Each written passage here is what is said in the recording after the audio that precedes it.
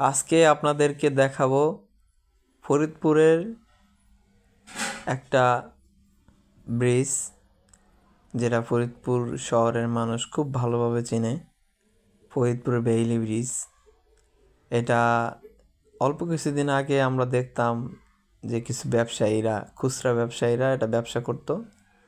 এখন মানে খুচরা ব্যবসায়ীরা নাই, তবে কিছু লোক আছে, আপনারা দেখতে পাচ্ছেন স্ক্রিনে, যে এখানে কিছু ভিক্ষুক ভিক্ষা করতেছে, নারী পুরুষ উভয়ই আছে।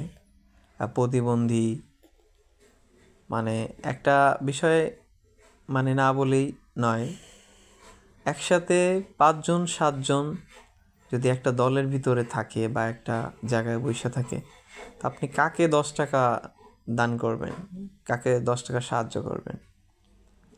মানে আপনি সাহায্য করবেন যে কাকে, আপনি নিজেই বুঝতে পারবেন না মূলত কাকে সাহায্য করার দরকার।